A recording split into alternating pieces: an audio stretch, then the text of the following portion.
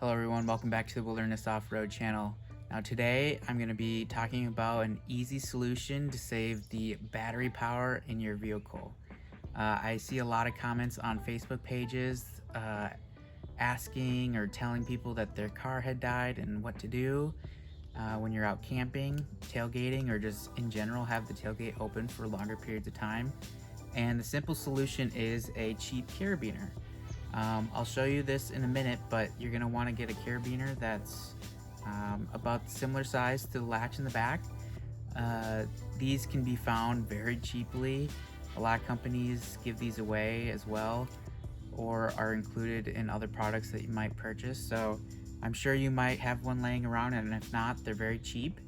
There are some products that are specifically made for what we're talking about today, and you can go with that option. It's a little more expensive, but you do what you want, and I'll show you how this works. I'm also going to mention a couple other options on saving your battery power in your vehicle.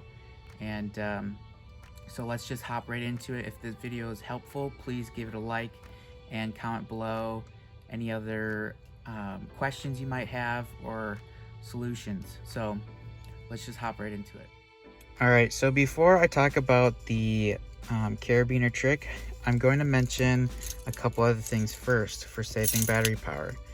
Now, the keyless entry fobs are always pulling some type of current through your vehicle because it has to communicate back and forth. So now it's very, very little power, but I have seen, problems online, people saying that they left the key in the car for very long periods of time, and it eventually drew enough power from the vehicle where the car did not start. So to fix that solution, if you do so desire, you can get a Faraday bag or case, or even cheaper, you could use aluminum foil or tin foil, wrap it up a few times in the fob, and this will block the signal from the vehicle. And yes, of course, then you're gonna have to unwrap or take the fob out of the case to use it, or to unlock the vehicle, to start the vehicle or whatnot. But that is one little trick. Also, a little side note, if you're sleeping in the vehicle, this could be a good thing as well. So once you are going to bed, lock the car and wrap it up in your tin foil, aluminum foil, or put it in your little Faraday bag, and the car will not be able to be opened or anything like that. So that's one little solution. I do keep my keys on a carabiner as well.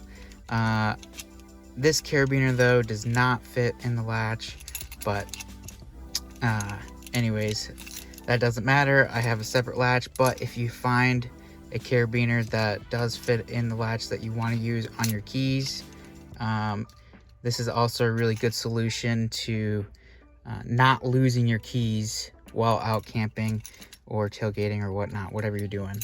So you put this in the latch with your keys and you will not lose your keys. So let's hop into the next thing.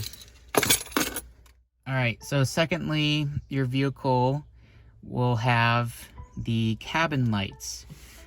And when the car's open, these lights will be on. You have front lights, middle lights, and the lights in the rear. So when you're out camping, you're gonna wanna make sure that these lights are switched to off, so that no lights will be on or turn on when any door is opened. So you wanna put these switches to off on all the switches in the vehicle.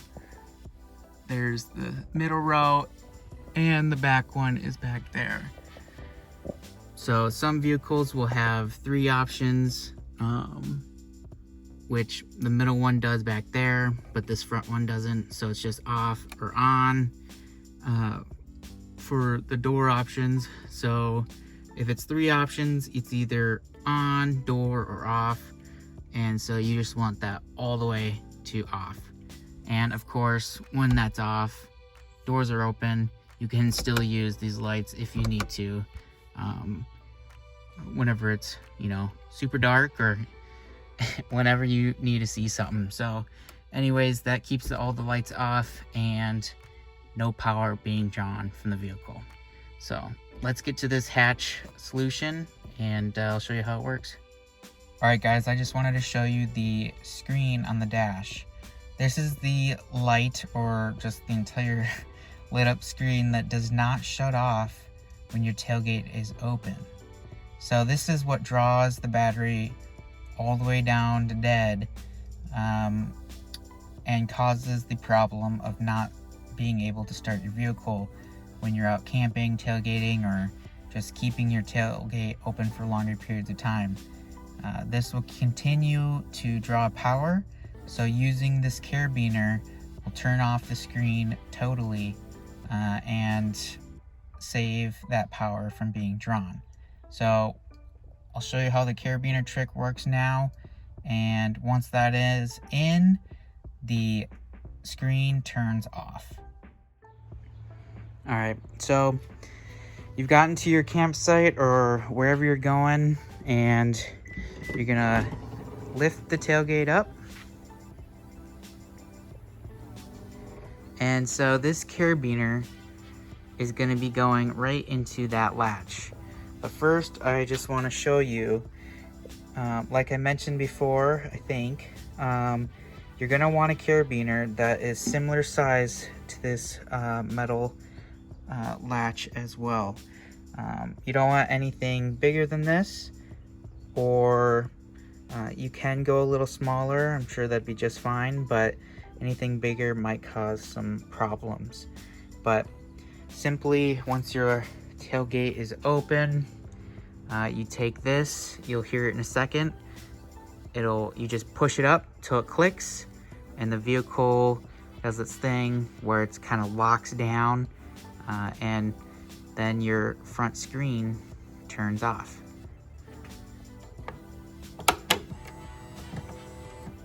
All right, and the front screen is off up there, and now you're not drawing any more power, and your rear is fully open.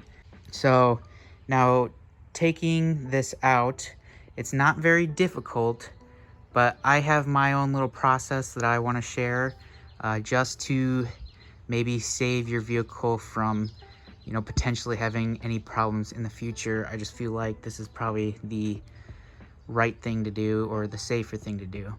Before I show you how the latch comes off, this is where I would hang my lantern. I can also just use my other carabiner and hang my keys here. Whatever you guys want to hang there as well is up to you, but I think it's just a perfect location, just kind of right in the center of your whole setup. So lantern works really well for me. You could probably hang some bug repellent devices, other lights, keys, other gadgets, whatever you want. So that's why I like using the carabiner, and I'm back here anyways, so I'm gonna keep using that. I'm not gonna use a tool to flip it over or anything. So it doesn't matter to me what you do, but this is how I do it. So to release the latch now, I use the top button up there, but first I'm going to pull down the rear lift gate first, because the car thinks the tailgate is fully closed, right? So it's going to lift. And so I pull my door down just a little bit so that when the vehicle starts to lift, and since it would be all the way up, I don't want to cause any more stress on the electric motor or the gas struts on both sides. So I pull the car tailgate down so that it's not pushing up against that. Now it will push up if this is all the way up in its full position already. So it'll push up, think there's an error, and it'll come back down. So to save any problems in the future. I just think that pulling your tailgate down a little bit is the better thing to do. And then what you do is you press the button twice. So first button's gonna unlatch the latch, carabiner's gonna fall. Usually I catch it, but filming it's a little different. So I'll let that fall. Second button's gonna stop it from going up.